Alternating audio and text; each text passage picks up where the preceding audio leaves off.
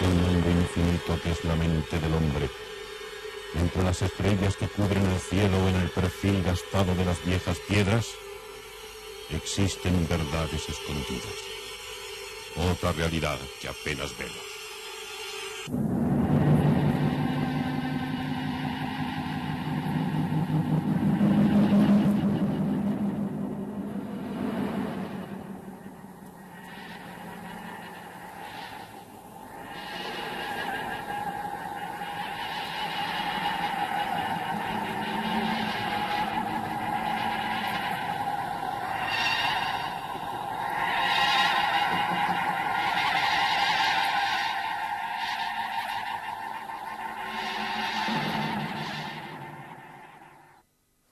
Buenas noches.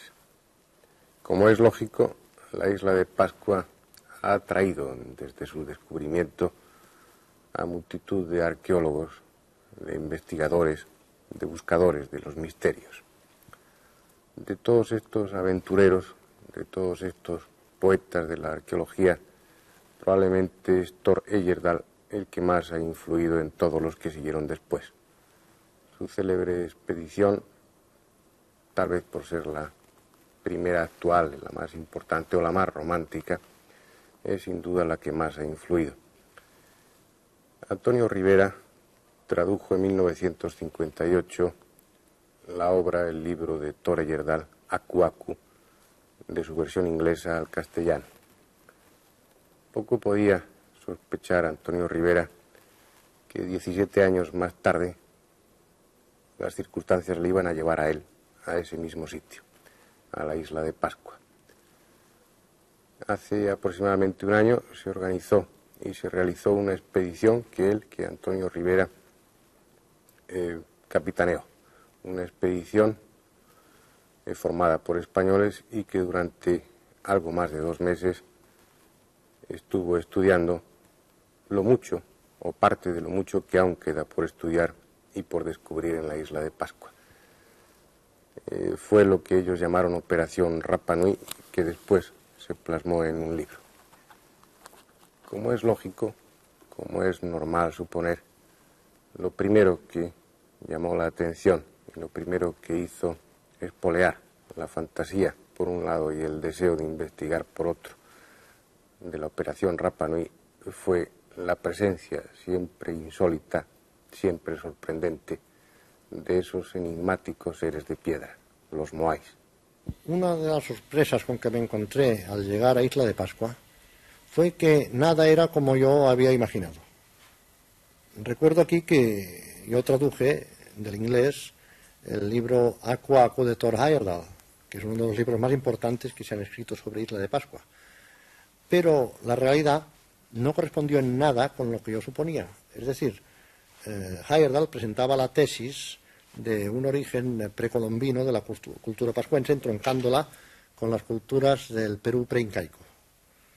Concretamente hablaba de la expedición de Contic y Viracocha, que partió de Tiahuanaco en una balsa y arribó a Isla de Pascua, importando la construcción con sillares perfectamente labrados, como los de Cuzco, e importando además la totora, el junco, que servía para la construcción de naves, etc. Pero yo encontré algo que ya había apuntado Heyerdahl, sobre todo en su último libro, Ra, que narra su travesía del Atlántico en una nave de papiro idéntica a las naves egipcias. Encontré precisamente este nombre, Ra. Ra es como se llama al sol en Isla de Pascua. Hay una preciosa canción que yo grabé, Tamate Ra, sol naciente. Esto ya, claro, es una cosa que llamó mucho la atención a Heyerdahl y, naturalmente, es una pista. Porque yo digo en mi obra sobre Isla de Pascua que la labor del investigador, en arqueología o en cualquier otra disciplina, es muy parecida a la del detective. Es decir, hay que buscar pistas. Y en ese caso, pues Ra es una pista. Pero lo que ya era en mí una sospecha se convirtió casi en una certidumbre al comprobar que el mismo nombre de Aku Aku, Aku es espíritu familiar, se encuentra también en el egipcio antiguo. Ahu en egipcio antiguo significa espíritu familiar. Es la misma palabra con el mismo significado. Luego aquí, encima de la mesa, tenemos un moai kaba kaba, el Moai Kaba Kaba, Kaba Kaba significa costilla, en Rapa Nui, idioma de Isla de Pascua, tiene unas facciones, es un modelo basado en los modelos tradicionales antiguos, moderno, pero en fin, el modelo primitivo es antiguo. Tiene unas facciones, repito, muy semíticas. Tiene un perfil completamente árabe y una barbilla que no es polinésica. Esta perilla no es polinésica. En Rapa Nui, en idioma de Isla de Pascua, precisamente estudiado y compilado en un vocabulario y gramática por mi paisano Jordi Fuentes, libro que me fue utilísimo, berber significa tostado por el sol, moreno, berber. Luego tenemos, esto ya en América precolombina, esto lo recoge Heyerdahl, el problema, o el enigma, mejor dicho, de las momias rubias de Paracas. Estas momias de cabellos sedosos y ondulados, rubios, completamente distintos del cabello liso y cilíndrico del indio americano, negro azulado casi. Luego, asociados con estas momias rubias, recuerdo aquí, hago un inciso, que entre los bereberes hay muchos rubios, hay un elemento rubio de ojos azules entre los bereberes y entre los egipcios antiguos también. Con estas momias de Paracas se encontraban momias de perros, igual que en Egipto. Las momias humanas estaban acompañadas por momias de perros y gatos. Pero este perro no era un cánido americano. Este perro era el famoso Podenco ibicenco, el perro de hocico alargado, representado por los egipcios como Anubis, el dios chacal, el dios perro en realidad. O sea que esta era una de las... Vaya, mi sospecha se iba convirtiendo en certidumbre, y más al ver ya los petroglifos,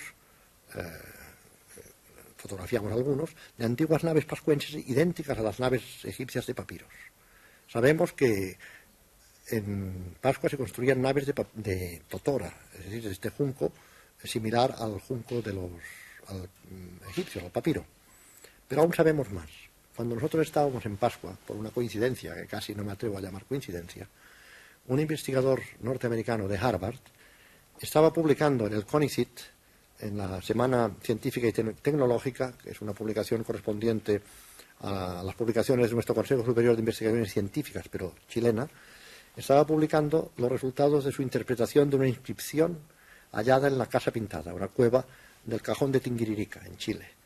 En esa inscripción, según el profesor Barry Fell, se decía que naves libias arribaron a aquellas costas en el año 211 antes de nuestra era, según el cómputo cristiano, naturalmente la fecha que se daba en la inscripción era otra, y que quien enviaba estas naves era el rey de Egipto, el faraón Ptolomeo III. Ahora bien, sabemos por fuentes documentales históricas que Ptolomeo III efectivamente organizó una gran navegación para dar la vuelta al globo, porque sabía por su bibliotecario Eratóstenes, el gran geógrafo, que el globo era esférico, que la Tierra era esférica. Este conocimiento se perdió, como otros muchos conocimientos se han perdido posteriormente, y para volverlos a recuperar más tarde. Y entonces Eratóstenes instigó al faraón para que organizara esta gigantesca expedición, probablemente compuesta por cientos de naves, que descendió por el Mar Rojo, Océano Índico, no siguió la ruta del Atlántico, cuidado. Entonces se metió por el Mar de la Sonda, tocó Nueva Guinea, Nueva Zelanda, se metió luego en la corriente de deriva del Pacífico Sur, que discurre en dirección al este, y así arribó a las costas de Chile. Entonces es posible que se grabara esta inscripción. Y esta expedición entonces podía dividirse en dos ramas, una de las cuales ascendería hacia el norte. Recordemos el asombroso paralelo entre las pirámides mayas escalonadas con las primitivas pirámides egipcias, como la de Saqqara, por ejemplo, y otra intentaría regresar a Egipto al encontrar su camino cerrado por el continente americano, y entonces se metería en la corriente de Humboldt y llegaría en arribada forzosa, como dicen los marinos, a Isla de Pascua, importando con ellos la totora, importando con ellos los conocimientos arquitectónicos y de estatuaria que les permitieron edificar los moai. Los moais que tenían una técnica de construcción muy precisa. Como ustedes recuerdan, se labraban en la misma piedra, en la misma roca, y únicamente al final, cuando ya estaba el moai concluido, se rompía la estrecha quilla que unía al moai con el resto de la roca, y éste quedaba libre y podía así desplazarse, llevarse hasta el lugar donde iba a ser su emplazamiento definitivo. Técnica muy precisa y que se daba exactamente igual en Egipto para la construcción de esos grandes obeliscos, de esos obeliscos monolíticos de muchas toneladas de peso. Una coincidencia entre Pascua y Egipto que no es la única.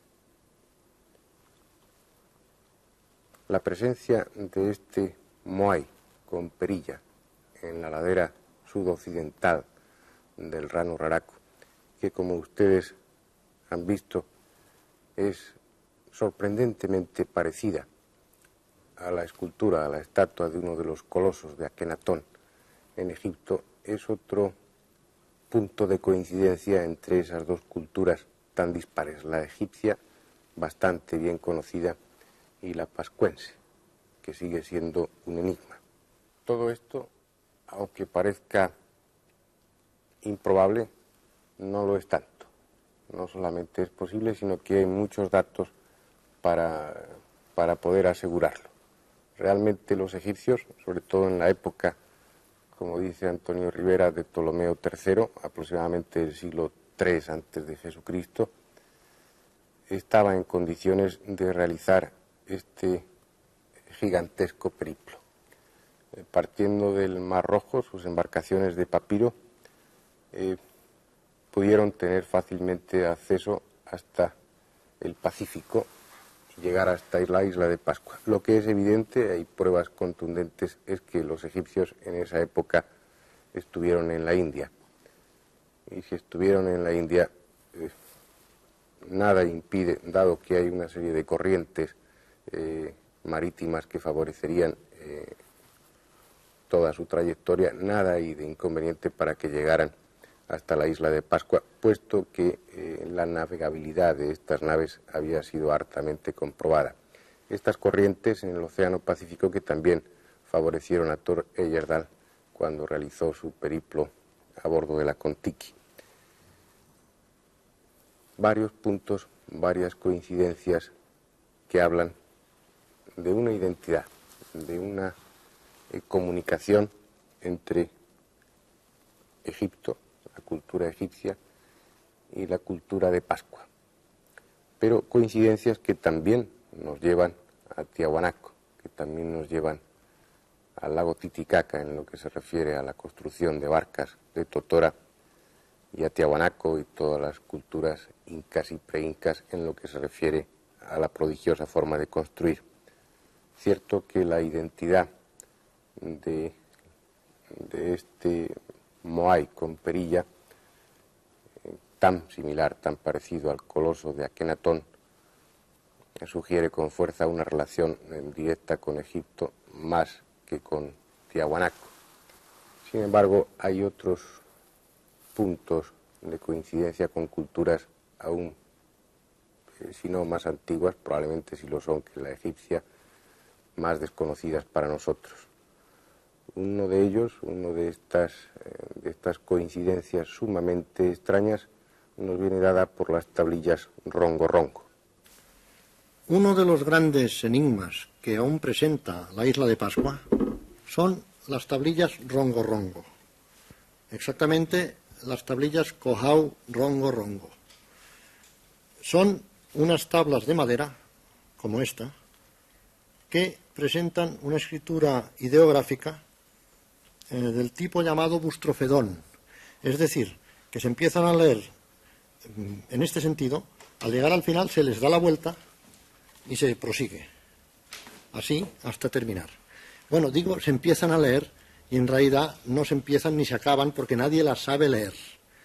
He dicho antes que es un enigma, y es un enigma porque quienes sabían leer las tablillas Rongo Rongo eran los sabios maorí Rongo Rongo, ninguno de los cuales vive ya. Todos perecieron en la incursión de los piratas peruanos de 1862, que fue una verdadera calamidad para Isla de Pascua, pues se llevaron a la mayoría de la población cautiva a las islas del Guano para trabajar allí como esclavos, y una vez allí los pobres pascuenses expatriados contrajeron la viruela, no estaban inmunizados contra ella, no tenían anticuerpos, no tenían defensas biológicas, y el resultado fue que perecieron en su mayoría. Gracias a la intercesión del que entonces era cónsul francés en Lima, Fernando de Lesseps, el constructor del canal de Suez, fueron repatriados algunos. Estos contagiaron la viruela a los que habían quedado en la isla, hubo una verdadera mortandad y la población quedó reducida a 111 hombres y 24 mujeres. Murieron todos los sabios maorí rongo rongo. Actualmente hay en los museos del mundo 24 tablillas Kohau rongo rongo. Esta, que les he mostrado a ustedes, no es auténtica, porque de serlo su valor sería incalculable. Yo podría decir una cifra, podría decir $1.000.000 y seguramente me quedaría corto. Hay tablillas rongo rongo en los museos europeos, en el de la Congregación de los Padres de Picpus en Braine-le-Comte, Bélgica, en el Museo Británico, en el Museo de Historia Natural de Santiago de Chile, en Francia, pero como digo, su número es muy reducido, 24. El celo evangelizador de algunos misioneros que vinieron después de los piratas peruanos condenó a la hoguera a muchas tablillas rongo rongo. Esto fue realmente lamentable porque constituyó un auto de fe. Se nos reprocha a los españoles que hicimos, en fin, verdaderas barbaridades con las obras de arte precolombinas, por ejemplo, con los códices mayas. Pero lo que se hizo en Pascua con las tablillas rongo rongo no, en fin, no le anda lejos, si es que no lo supera. Entonces, estas tablillas nos presentan un apasionante enigma.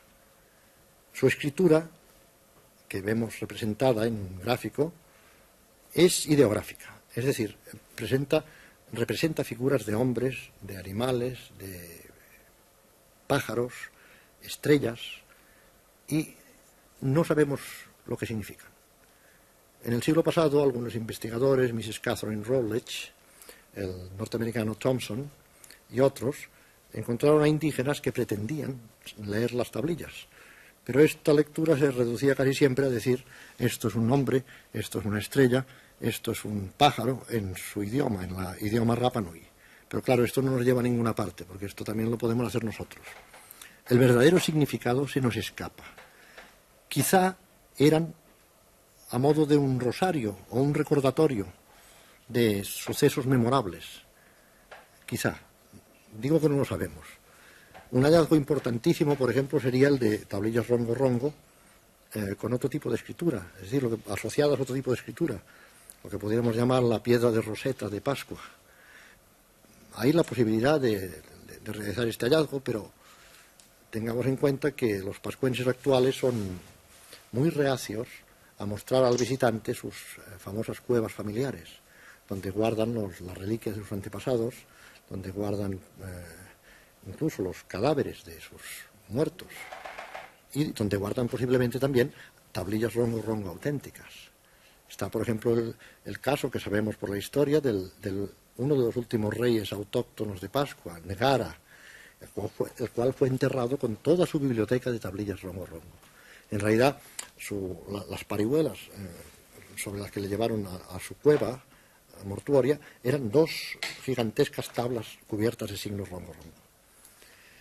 Un hecho realmente desconcertante es el paralelo que encontró el investigador húngaro de Hevesi y que presentó en un comunicado a la Academia Francesa de Inscripciones en 1932 entre la escritura rongo rongo, ideográfica rongo rongo, y signos grabados en los sellos de la antiquísima cultura de Mohenjo-Daro y Harappa.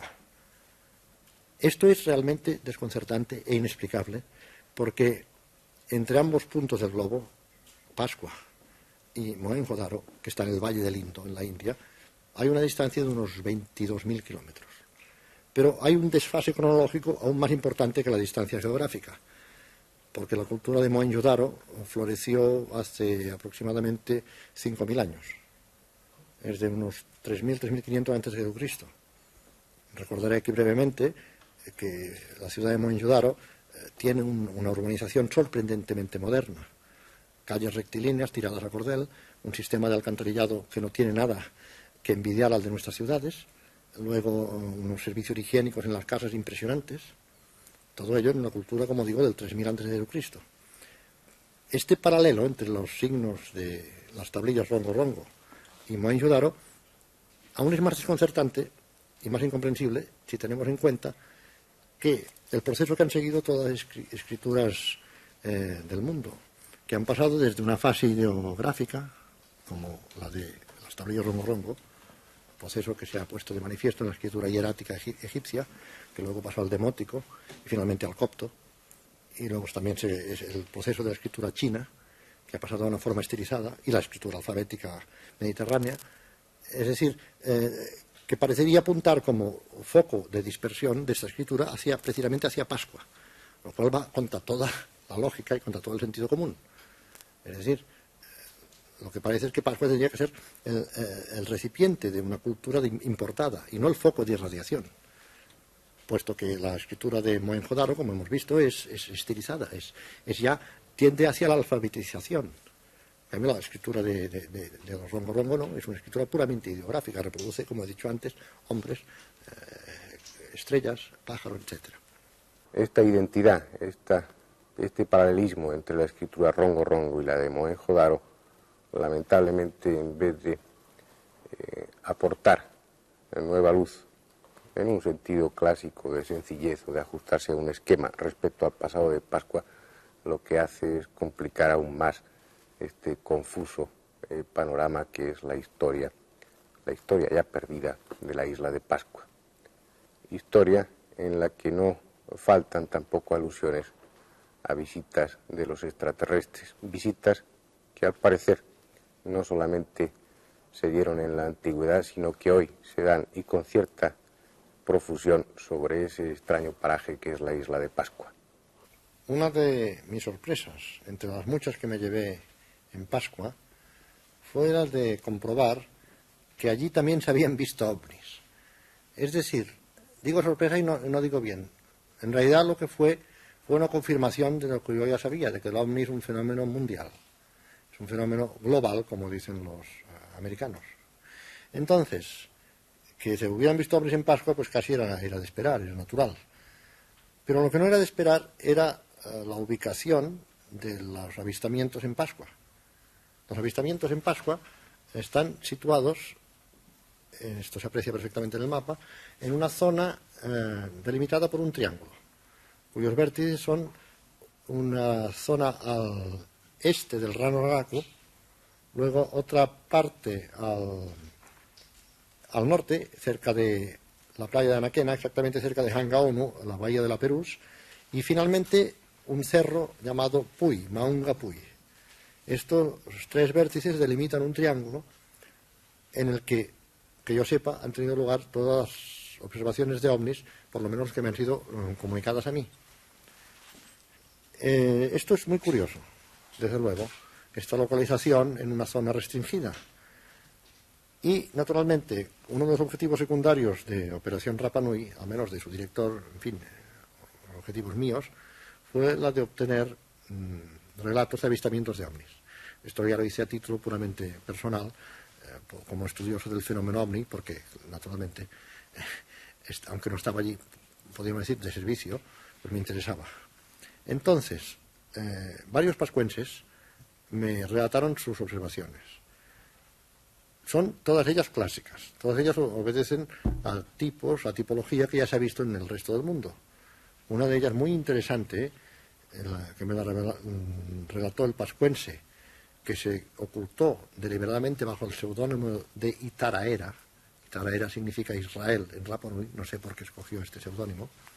Es interesantísima porque se trata de una observación de aproximadamente 1 hora de duración, de un objeto situado en la vertical del Rano Raraku, del famoso volcán donde está la cantera de los Moai, la fábrica de los Moai, como les llaman los pascuenses.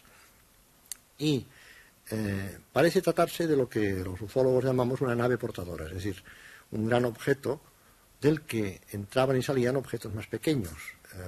Mi comunicante los comparó a pájaros entrando y saliendo de una nave muy grande.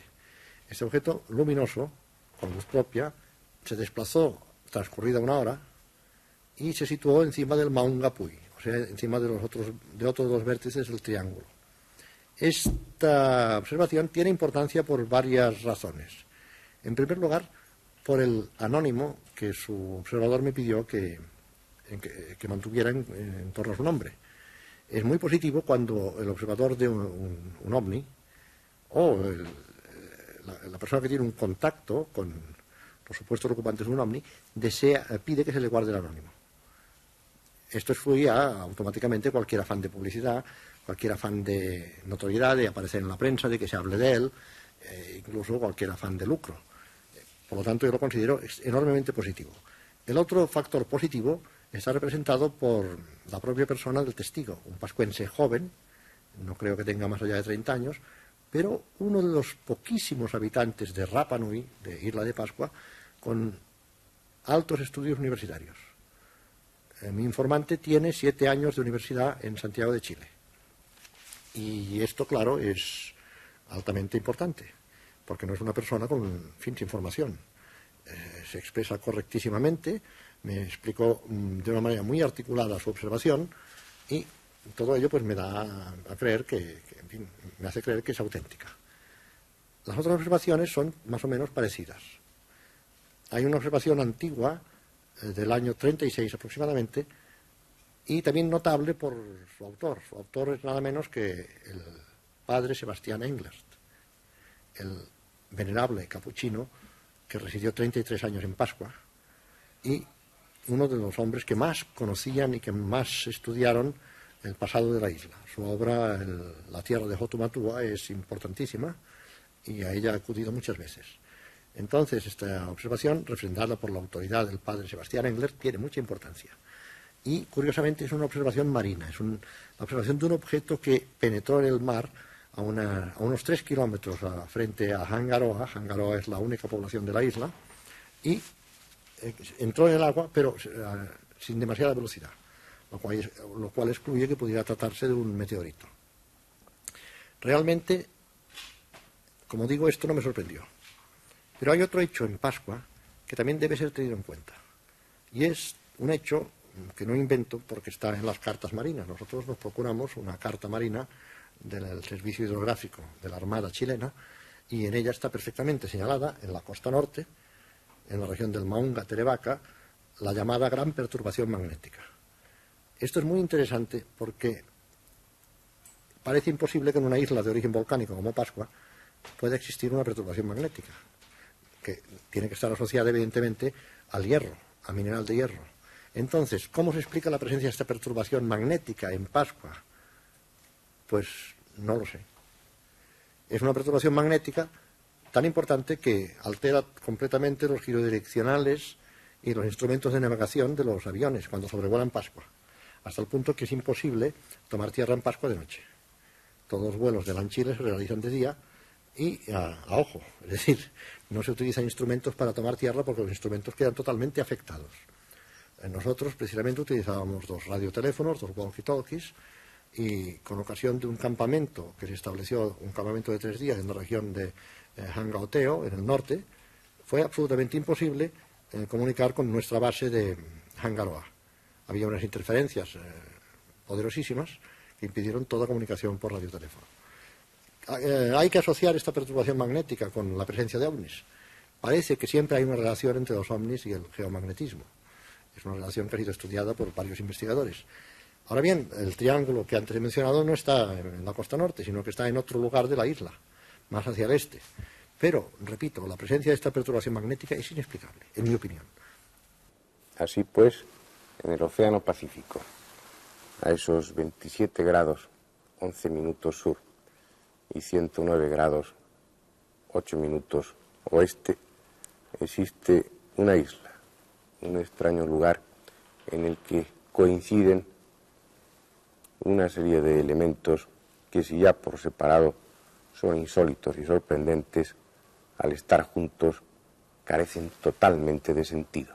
Esos moais gigantescos que parecen representar más a extraterrestres que a pobladores de cualquier región de nuestro planeta, esas técnicas de construcción que tan pronto hacen encontrar una similitud entre Pascua y Tiahuanaco como entre Pascua y Egipto, esas técnicas de escritura, esos ideogramas que relacionan a Pascua no ya con Egipto, no ya con Tiahuanaco, sino con otra cultura aún más misteriosa, que es la de Mohenjo-Daro,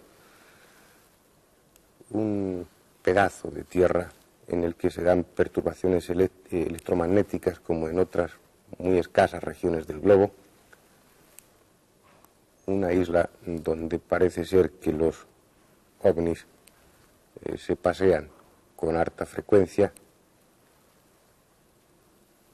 un rincón del planeta en definitiva, donde parece, quién sabe por qué extrañas circunstancias, haber coincidido culturas dispares en momentos distintos y todas ellas y cada una de ellas más misteriosa que las otras.